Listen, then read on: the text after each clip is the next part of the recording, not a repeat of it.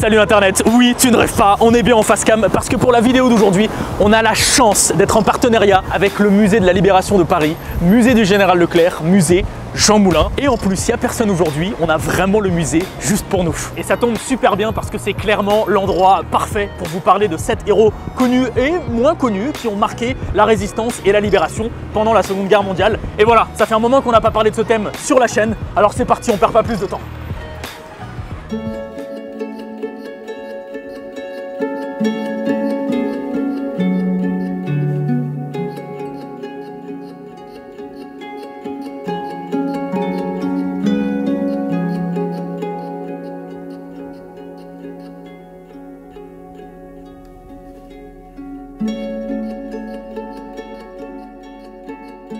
Ce musée étant en grande partie consacré à Leclerc, je ne pouvais pas ne pas l'inclure dans cette vidéo. Ici on se trouve dans la première salle où on apprend beaucoup de choses sur lui, notamment que son nom de naissance est Philippe de Haute-Cloque. Il prendra le nom de Leclerc seulement plus tard. On apprend notamment qu'il a eu une enfance noble, stricte, très studieuse, il a fait des études militaires. Enfin voilà, c'est un petit peu le cliché du général droit dans ses bottes qui fera tout pour défendre sa patrie. Je vais te résumer un petit peu son génie et ses faits d'armes parce que tu vas voir, son parcours est complètement fou. Quand l'Allemagne attaque, Philippe refuse de se rendre. En mai 1940, il se bat dans le nord de la France, zone qui se fait encercler par les Allemands. Avec l'accord de sa hiérarchie, il traverse les lignes ennemies pour s'enfuir et rejoindre d'autres positions alliées. Il chope un vélo, il se déguise en civil, mais il se fait capturer.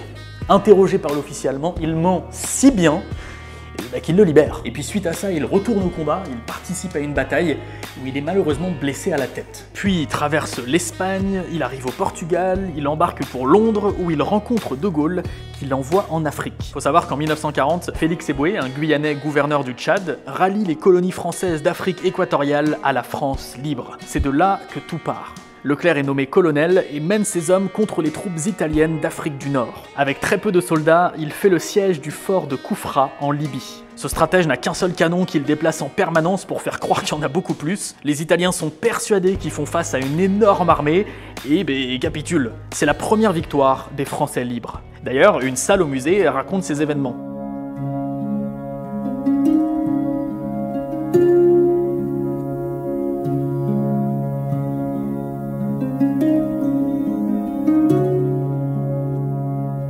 Et puis derrière, la colonne Leclerc, forte de 400 hommes, devient la force L, puis la 2e division française libre, et enfin celle qu'on connaît, la 2e DP. Une unité blindée française comptant entre 10 000 et 14 000 hommes, mais opérant au sein de l'armée américaine. Toute cette troupe débarque en France en août 1944 et participe activement à la bataille de Normandie. Leclerc est considéré par les Américains comme un véritable stratège parce qu'il accomplit des missions délicates avec une main de maître. Et oui, c'est bien Leclerc, à la tête de la 2e division blindée, qui rentrera dans Paris occupé, mais ça, on va en reparler plus tard dans la vidéo. Ah oui, et une anecdote assez méconnue sur Leclerc, mais fascinante, c'est bien lui, ici, sur ces images, qui signe au nom de la France la capitulation japonaise en présence des représentants de chaque nation impliquée. Olga Bancic est une figure bien trop méconnue de la résistance française. Et avant de te parler de son histoire, il faut déjà que je t'explique ce que sont les FTP-MOI et plus généralement ce que sont les FTP. FTP, ça veut dire francs, tireurs et partisans. C'est une organisation armée créée en 1941 par le Parti communiste. En 1944, les FTP se regroupent avec 2 autres groupes de la résistance pour former les FFI, les Forces Françaises de l'Intérieur. Bon, et ben les FTP-MOI, c'est une section des FTP. MOI, ça veut dire main-d'œuvre immigrée. On y retrouvait des Bulgares, des Espagnols, des Hongrois, des Tchèques, des Roumains, des Italiens, et parmi tous ces gens, beaucoup étaient juifs. Juifs et étrangers, bon, t'imagines qu'ils vivaient constamment cachés. C'est pour ça d'ailleurs que c'était un groupe très actif. Et au sein de ce groupe, Olga Bancic. Olga était roumaine, communiste et juive. Un combo pas très safe dans le Paris de l'occupation. Au sein des FTP-MOI, Olga s'occupait de l'armement, de la fabrication des bombes, de la logistique, du transport de ces armements vers les points de guérilla.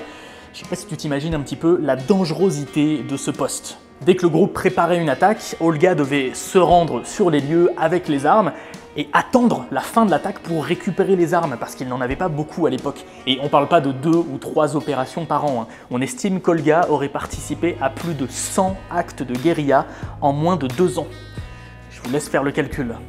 Malheureusement, son groupe est arrêté et un procès retentissant démarre. On l'appelle le procès de l'affiche rouge parce que le gouvernement de l'époque avait fait placarder un petit peu partout cette affiche où l'on voit quelques-uns des membres du groupe d'Olga tourner en terribles terroristes. Une belle guerre de propagande. En février 1944, 23 FTP et MOI, dont Olga, sont condamnés à mort. Alors qu'ils sont tous fusillés, Olga étant la seule femme, elle est déportée en Allemagne où elle sera décapitée. Voilà, je trouvais ça très important aussi dans cette vidéo de parler de gens peut-être plus méconnus, mais ô combien courageux et importants.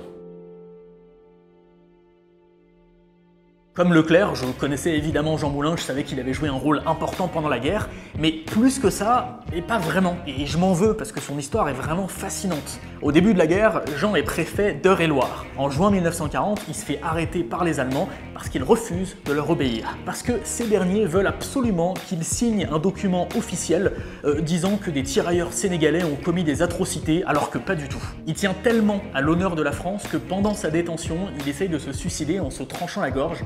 Mais il survit, et à partir de là, déjà, il est renvoyé de Chartres et s'installe dans le sud-est, où il rencontre beaucoup de résistants et commence à travailler à la création et au renforcement de réseaux locaux. Et puis un an plus tard, il passe comme Leclerc par l'Espagne puis le Portugal pour se rendre à Londres et rencontrer le général de Gaulle. Il fait une très bonne impression au général, qui lui confie une mission importante. Déjà, Moulin se fait parachuter depuis Londres en Provence. Et puis une fois sur place, il doit créer les liens entre la résistance et Londres. Il doit aussi faire en sorte de réunir un maximum les différentes organisations résistantes. Pour mener toutes ces missions, il a une couverture complètement folle, il devient marchand de tableaux. Ça permet d'expliquer les mouvements de fond et ses propres déplacements. Et malheureusement, en juin 1943, Jean Moulin se fait arrêter, torturer, puis déporter en Allemagne, et c'est sur ce trajet, dans le train, qu'il décède juste avant la frontière allemande. Un très grand monsieur, ce Jean Moulin.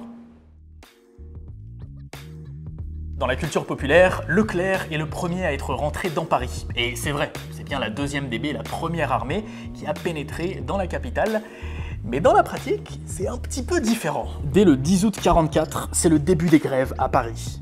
Le 19, les policiers se révoltent contre les Allemands et prennent la préfecture de police. Les forces françaises de l'intérieur, la résistance dans la capitale, se soulèvent. 5 jours après, le 24 août, la 2e DB est aux portes de Paris. En fin de journée, Leclerc ordonne au commandant Raymond Drone un ordre très précis qu'il raconte mieux que moi.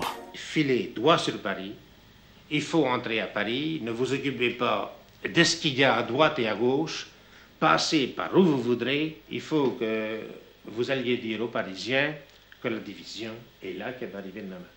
Le commandant Drone obéit donc, entre par la porte d'Italie avec notamment 3 tanks et une section de la 9 composée principalement d'Espagnols. Ils arrivent vers 21h30 sur le parvis de l'hôtel de ville, déjà libéré par les résistants. Les cloches de Notre-Dame sont sonnées alors qu'il reste plus de 15 000 Allemands dans la ville. Le lendemain, c'est le reste de la 2e DB qui arrive. Leclerc organise les combats qui se dérouleront pendant quelques jours en banlieue. Et le 25, De Gaulle prononce son fameux discours « Paris outragé, Paris brisé, Paris martyrisé, mais Paris libéré ». Madeleine Riffaut. Mon Dieu, que son histoire est folle. En 1942, à 16 ans, elle rejoint la résistance. Elle fait des tags, elle distribue des tracts, et puis à partir de juillet 1944, quand on sent que Paris se soulève, que Paris va être libéré et que les différents groupes de résistance intensifient leurs actions, elle passe la 5e. Elle abat un officier allemand dans la rue, s'enfuit à vélo, mais est capturée. Elle est alors horriblement torturée, mais ne lâche rien, absolument rien, aucun nom.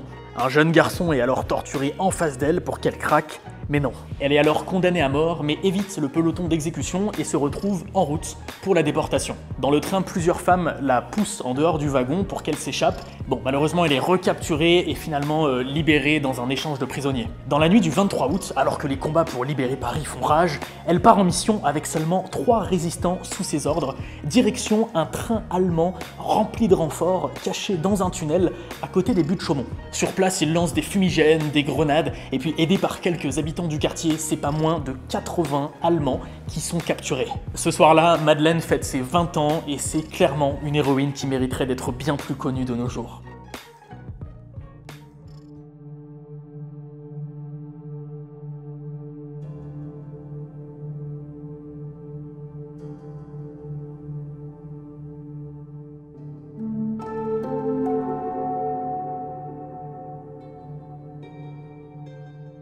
Pour vous parler de Henri Rol-Tanguy, il faut que nous empruntions cet escalier qui descend très profondément sous le musée. Rol-Tanguy a toujours été très engagé socialement parlant.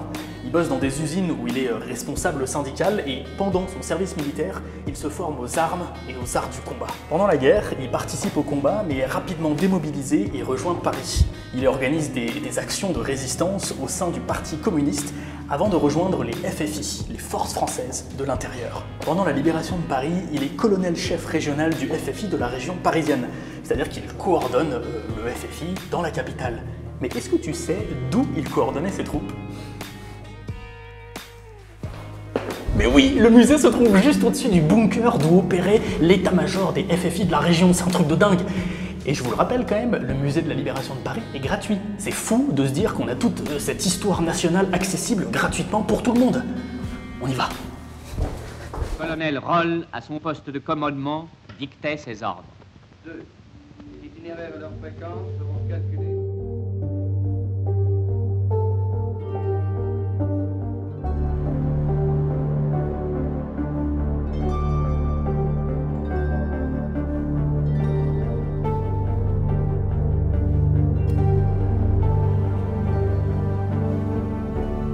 Et nous voici donc dans le bunker. Le début d'image que vous venez de voir fait partie d'un extrait complètement fou, tourné à l'époque.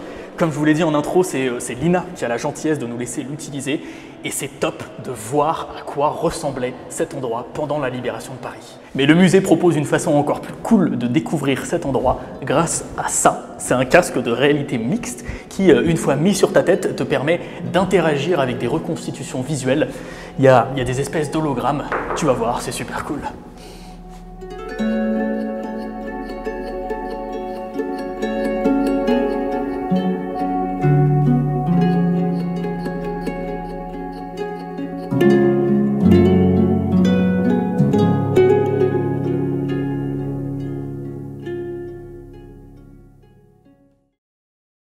Et on termine cette vidéo avec, pareil, un homme que je ne connaissais absolument pas avant de visiter le musée de la Libération de Paris. Un homme si courageux, mais dont la seule arme était sa caméra. Albert Mahuzier est un cinéaste. Pendant l'occupation, en cachant sa grosse caméra dans du journal et des chiffons, et en s'installant sur sa moto ou à des terrasses de café, il a filmé beaucoup d'images clandestines destinées aux Alliés. On y voit des bâtiments aux enseignes nazies, des soldats à chaque coin de rue, on y voit des panneaux de direction en allemand, des véhicules ennemis. Vous imaginez la puissance de ces images auprès des Alliés? Mais il est allé encore plus loin. Alors que 3 aviateurs alliés sont clandestinement cachés à Paris, il les emmène se balader dans ce Paris occupé et évidemment, il les filme. Les images que vous êtes en train de voir sont folles. 3 pilotes ne parlant même pas français qui marchent au Trocadéro, tranquille, en face de la Tour Eiffel, à côté de soldats allemands, en plein Paris occupé. Le courage de ce gars est tellement immense. Et en plus, il a filmé pas mal d'images pendant la libération de Paris. Ces images de joie, de peur, de résistance, de combat, c'est lui, c'est Albert Mahuzier. Enfin voilà, j'ignorais totalement l'existence de ce précurseur de la caméra cachée, je suis ravi d'avoir pu vous le présenter. Et sachez une petite chose, au musée, ces extraits de caméra cachée sont bien plus longs, bien plus inédits que les extraits que vous venez de voir, que je viens de vous montrer. C'est absolument pas pour vous inciter à venir, mais un petit peu quand même. Voilà les amis, vous en savez un petit peu plus sur ces 7 personnes qui ont clairement marqué notre histoire. Je tiens évidemment à remercier Lina qui nous a prêté toutes ces images d'archives que vous avez vues avant. Et évidemment, remercier le musée de la Libération de Paris, musée du Général Leclerc, musée Jean Moulin et Paris Musée. Et je le répète parce que je trouve ça absolument fou, ce musée est gratuit pour tout le monde. Il vient d'ouvrir, il raconte l'histoire de dizaines d'autres personnes que j'ai pas pu mentionner dans cette vidéo. Il parle en profondeur de la vie pendant l'occupation, il parle de la libération, de la résistance, etc. N'hésitez surtout pas. Et puis sur ce, quand même, vous pouvez peut-être laisser un petit pouce bleu si ça vous a plu, vous abonner à la chaîne, ça fait toujours plaisir, et puis on se retrouve très vite pour une future vidéo. Salut Internet!